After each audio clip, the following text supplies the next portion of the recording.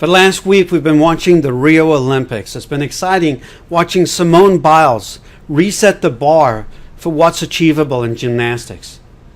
And our very own Michael Phelps teaching the South Africans how you're supposed to behave in public.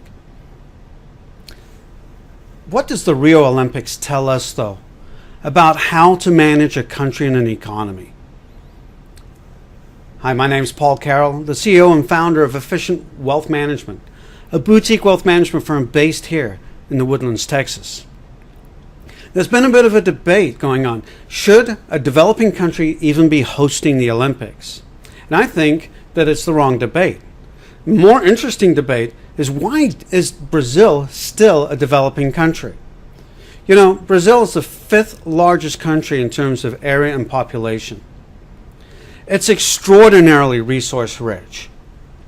And until 2010, it was one of the fastest growing economies in the world due to economic reforms that were sound and well thought out.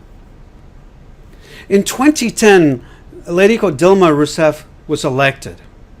She was elected on a populist plank. And that has not ended well for her. She is now in 2016 facing impeachment and criminal charges.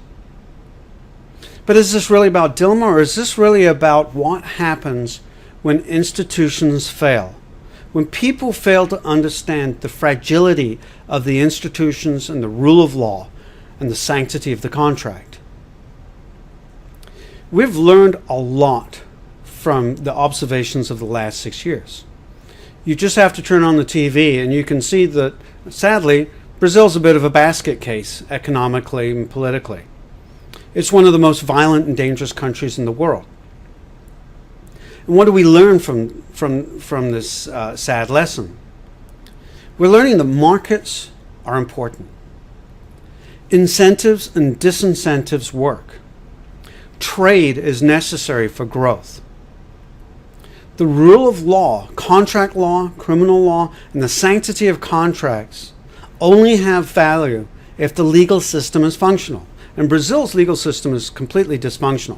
If you sue someone for breach of contract, you're looking at 10 years or more before the final end of the lawsuit. Corruption destroys a country. Institutions are far more fragile than most people realize when things are going well. Populist policies in Brazil have brought the country to its knees, and somewhat to a global embarrassment in the Rio Olympics. Regardless of whether or not we're talking right-wing or left-wing populism, populism has set Brazil back decades in the road to progress in just 6 short years. A more extreme example of pandering to populism can only be found in Venezuela.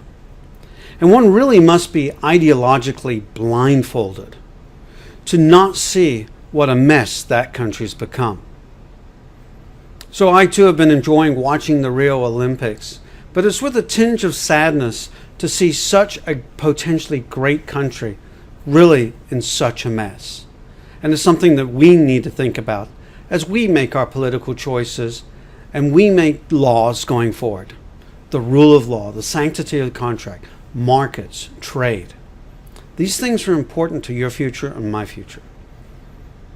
We wish you the best of investing success. Thank you.